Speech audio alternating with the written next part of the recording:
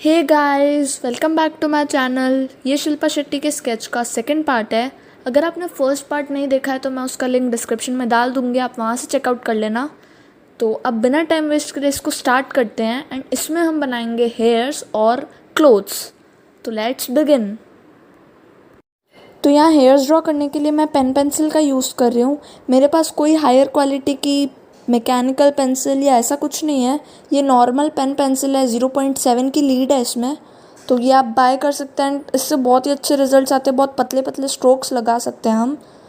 तो मैंने यहाँ पर ऐसे ही करा है, जिस डायरेक्शन में हेयर दे रखे हैं हमको रेफरेंस पिक में, उस डायरेक्शन में स्ट्रोक्स लगाने हैं आपको, एकदम पतले पतले जैसे मैं लगा रही हूँ ना वैसे ही। तो आपको एक ही डायरेक्शन में स्ट्रोक्स लगाने हैं। अगर आपने अलग अलग डायरेक्शन में स्ट्रोक्स लगाए तो वो बहुत गंदा सा भद्दा सा लगेगा। तो आपको एक ही डायरेक्शन में लगाने हैं। हम डायरेक्ट डार्क नहीं कर सकते, इसलिए हम सबसे पहले HB पेंसिल का ही यूज़ कर रहे हैं, यानी कि पतली पेंसिल जो लाइट हो उसका यूज़ करना, जो भी आपके पास हो। तो यहाँ पर हेयर्स थोड़े से मुड़े हुए हैं तो हमको भी उसी डायरेक्शन में बनाना है, इसका ध्यान रखना। एंड रेफरेंस पिक का लिंक आपको डिस्क्रिप्शन में मिल जाएगा, तो वहाँ से आप चेकआउट कर लेना। एंड वहाँ से मेरी इंस्टाग्राम आईडी पे भी मुझे फॉलो कर लेना। और अगर आपको कमीशन वर्क करवाना है तो वहाँ पर आप DM कर सकते हो मुझे।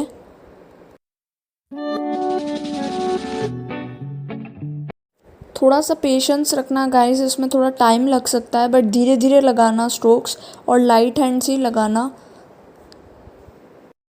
अगर डार्क करोगे तो वो बिगड़ जाएगा वापस, एंड स्ट्रोक्स ब्लेंडिंग के बाद भी दिखेंगे। तो अब डार्क करने के लिए मैंने यहाँ 6B पेंसिल का यूज़ किया है। एंड इसमें भी वैसे ही स्ट्रोक्स लगाने जैसे कि हमने पेन पेंसिल के साथ लगाए थे। इसको आपको शार्प रखना पड़ेगा पेंसिल को। 6B पेंसिल यूजुअली जल्दी जल्दी मोटी हो जाएगी आपकी, तो उसको जल्दी जल्दी वापस से शार्प कर लेना। कहीं कहीं बहुत ज़्यादा डार्क शेड है तो मैंने 8B और 10B पेंसिल का भी यूज़ किया है। तो यह आपको अपने रेफरेंस पिक में देख के करना पड़ेगा।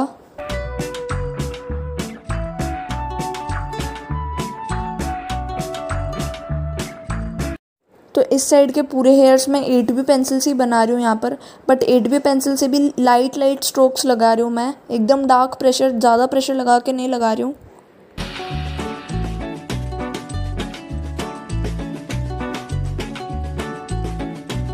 यह नीचे के हेयर्स थोड़े ज़्यादा डार्क है तो यहाँ पर थोड़ा सा ज़्यादा प्रेशर लगाना पड़ेगा आपको। एंड जब हम ब्लेंड करेंगे इसको अब, तो ये ब्लेंडिंग के बाद बहुत ही अच्छा लुक देगा। तो ब्लेंडिंग के लिए हेयर्स में आई विल प्रेफर ब्रश का ही यूज़ करना आप। अगर ब्लेंडिंग स्टम्प का यूज़ करोगे तो जितने भी स्ट्रोक्स हमने लगाए हैं वो सब मिट जाएंगे, क्योंकि ब्लेंडिंग स्टम्प से बहुत स्मूथ शेडिंग होती है। एंड आपके सारे स्ट्रोक्स मिट जाएंगे और आपको वो हेयर्स का लुक अच्छा नहीं आएगा।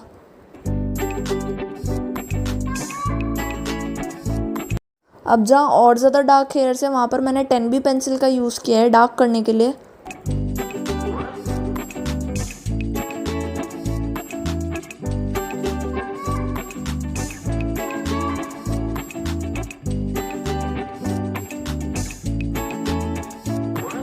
और फेस की आउटलाइन मैंने बना दी है HB पेंसिल से, शेडिंग की वजह से बिगड़ गई थी।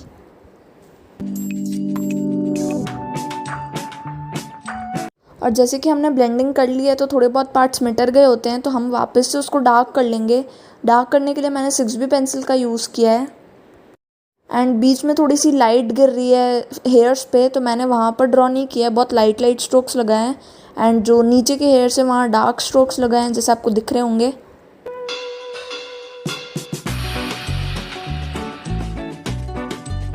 तो अब इसको भी वापस से ब्लेंड कर लेना है। ये प्रोसेस चलता रहता है ऐसे गाइस, आपको ऐसे ही करना पड़ेगा। एंड देन अब हाइलाइट्स के लिए मैं टॉम्बो इरेज़र का यूज़ कर रही हूँ। एंड इरेज़र का यूज़ करने के बाद भी आपको वापस से ब्लेंड करना ही पड़ेगा, तो ये छोड़ मत देना।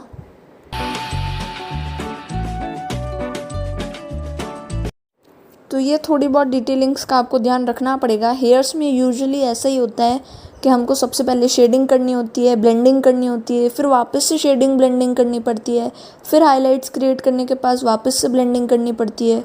तो ऐसे प्रोसेस चलता रहता है, आपको थोड़ा पेशेंस रखना पड़ेगा। थोड़ा टाइम दोगे तभी स्केच रियलिस्टिक लुक लगेगा।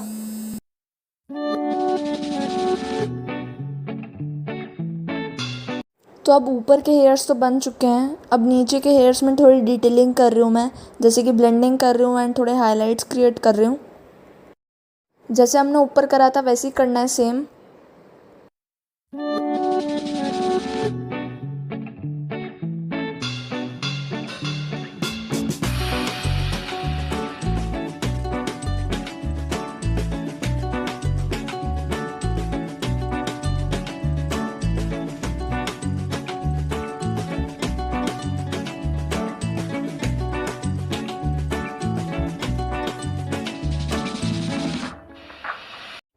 तो अब हम क्लोथ्स ड्रॉ करेंगे, उसके लिए मैं 4B पेंसिल से शेड कर रही हूँ सबसे पहले क्लोथ्स को।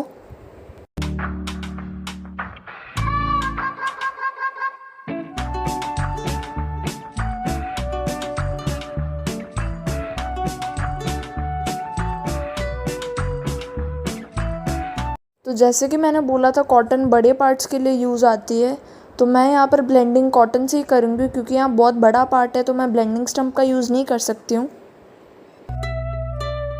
एंड हैंड में भी ब्लेंडिंग कर दूंगी थोड़ी सी कॉटन से।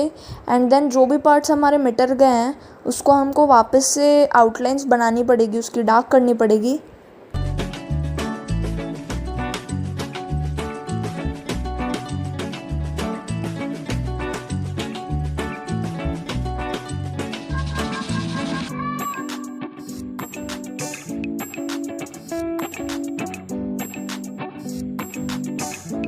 तो यहाँ पर मैं 4B पेंसिल का यूज़ कर रही हूँ आउटलाइंस डार्क करने के लिए।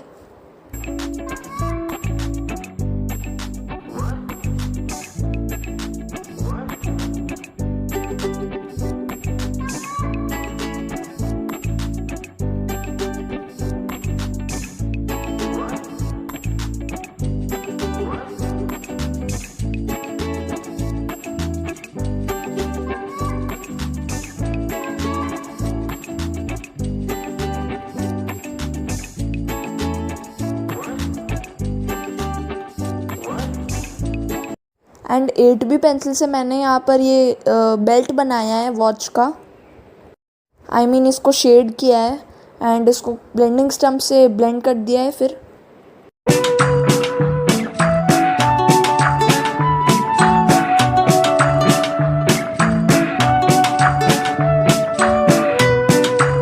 तो अब थोड़ी ये नर्व्स की डिटेलिंग कर रही हूँ मैं।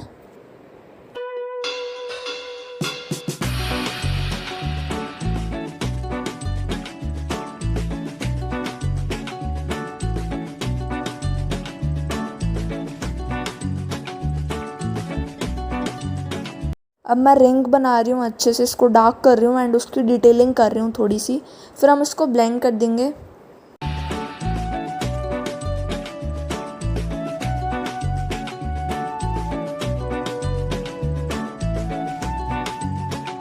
तो अब इधर क्लोथ्स के पार्ट्स भी थोड़े से डार्क करना है, उसके लिए भी मैं 4B पेंसिल का यूज़ कर रही हूँ अभी।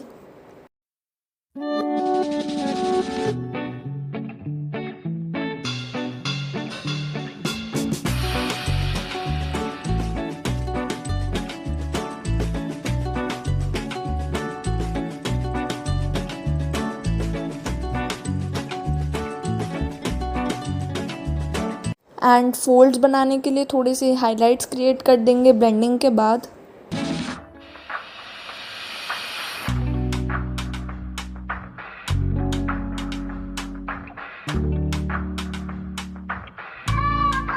तो मैंने यहाँ होममेड टॉम्बो इरेज़र का यूज़ किया है फोल्ड्स बनाने के लिए।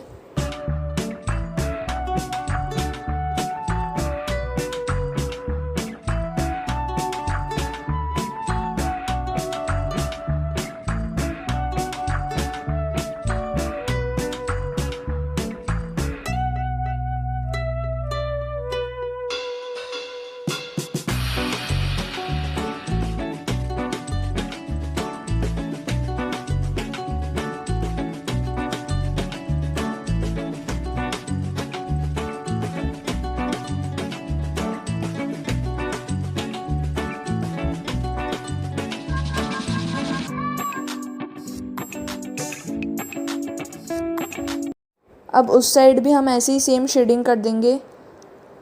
तो यहाँ पर HB पेंसिल से थोड़ा सा डार्क कर दिया है पहले मैंने, एंड उसके बाद हम पूरा इसको ब्लेंड कर लेंगे।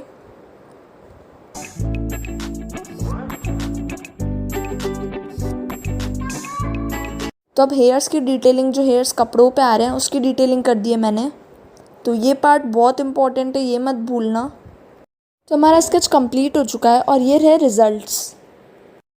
अगर वीडियो पसंद आए तो लाइक, शेयर एंड सब्सक्राइब ज़रूर कर देना। So bye and thank you so much for watching.